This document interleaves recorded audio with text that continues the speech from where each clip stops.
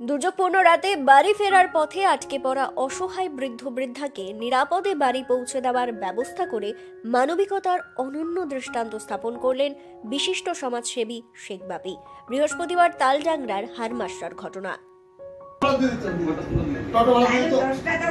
মায়ের হচ্ছে কি বলবো, ছেলেটা অন্ধ দাদা, একটি বাচ্চা আছে সেটা অন্ধ, তাহলে এই রাইতে যদি না যায় সেই ছেলেটা তো চিন্তা করে দেবো। খাবো না খাবো দেখতে পাবো না, খাবে না, বন্ধ ছিল। তাহলে চলো। স্থানীয় সূত্রে খবর, ইন্দপুরের গোবিন্দপুর সংলগ্ন গয়লাডাঙ্গা গ্রামের বছর 70-এর বিমল বাউরি ও তার স্ত্রী বাচালতা বাউরি আত্মীয়ের বাড়ি থেকে ফেরার পথে এদিনের ঝড় বৃষ্টির মধ্যে হারমাসরা বাস স্ট্যান্ডে আটকে পড়েন। এই অবস্থায় রাতটা কোনো রকমে স্থানীয় বাসযাত্রী প্রতীক্ষালয়ে কাটিয়ে সকালে হেঁটে বাড়ি ফেরার কথা যখন তারা ভাবছেন, সেই সময় বিষয়টি জানতে পেরে হারমাসরা বাস স্ট্যান্ডে হাজির হন সমাজসেবী শেখ বাপি। তিনি উদ্যোগ নিয়ে বৃদ্ধ বিমল বাউরিদের বাড়ি ফেরানোর ব্যবস্থা করেন। হাফ ছেড়ে বাঁচেন অসহায় ওই দম্পতি। হারমাসরা আটকে গেছিলাম জলের মধ্যে, তার জন্য বাপি পৌঁছাই আর খাওয়ান দাওয়া সব খাওয়া দিল, ভাড়া দিল।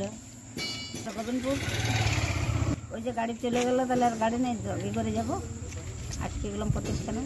এরপর তো গাড়ি করে দিলে এবার বাড়ি যাচ্ছে। আর কেমন লাগে, ভালো লাগে। ছেলে আছে, বউ আছে, আর আমরা ছেলেরা আছে, এবার গেলে সে খাবে না, চিন্তা করি কোথায় রইল। স্থানীয় ব্যবসায়ী অরুণ ঘোষ এ প্রসঙ্গে বলেন, আজকে মেঘ ঝড়ের রাতে গোবিন্দপুরের দুজন অসহায় স্বামী স্ত্রী আমাদের হারমাসরাতে আটক হয়ে রয়ে গেছিল।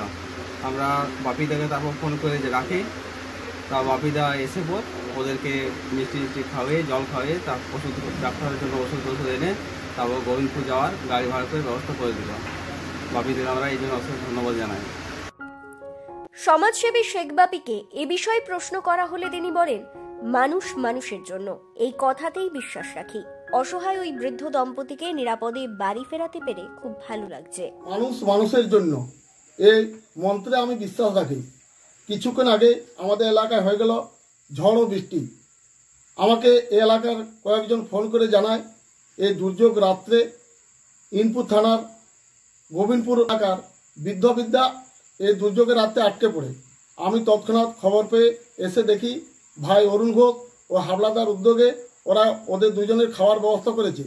এসে ওদের কাছে জানতে পারলাম বাড়িতে একটি অন্ধ পুত্র সন্তান আছে এবং সাথে কাকার প্রচণ্ড দাঁত যন্ত্রণা। আমি সাথে সাথে প্রয়োজনীয় ওষুধ ও একটি টোটো ডেকে ওদের নিরাপদে জায়গায় পৌঁছাবার ব্যবস্থা করেছি।